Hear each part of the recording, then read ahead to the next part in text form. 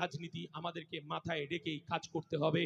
সেই কারণেই মমতা বন্দ্যোপাধ্যায়ের পুলিশ আমাদেরকে আটকাতে চাইছেন।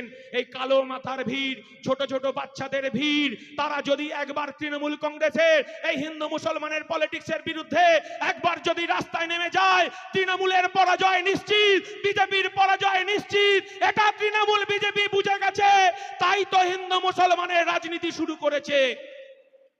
আমরা ভুলবো না, জব কার্ড ফেরত দিতে হবে গরিব মানুষের। তৃণমূল কংগ্রেস তার পঞ্চায়েতের আমরা কি দেখেছি, পঞ্চায়েতে আমরা দেখেছি তৃণমূল কংগ্রেসের 100 দিনের কাজের অধিকারকে লুট করেছে। গরিব খেটে খাওয়া শ্রমজীবী মানুষের প্রধানমন্ত্রী আবাস যোজনার টাকা লুট করেছে।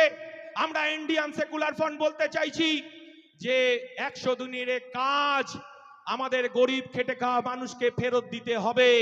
কারণ আমরা 5 টাকার কলম দিয়ে এই হিসাব বুঝে নিতে চাই। মমতা বন্দ্যোপাধ্যায়ের কাছে আবেদন, চলুন আমরা একসাথে গিয়ে গরিব মানুষের 100 দিনের কাজের টাকা ফেরত দেব।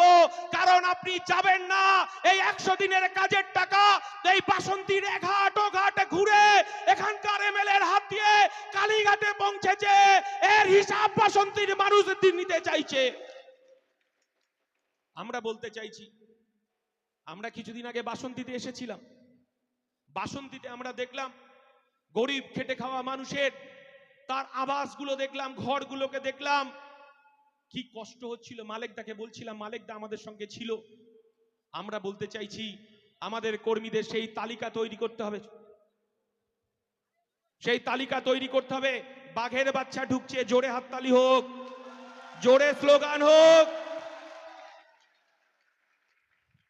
ইনকলাব জিন্দাবাদ, ইনকলাব জিন্দাবাদ।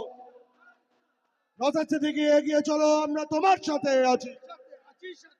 নসাদ ভাই এগিয়ে চলো।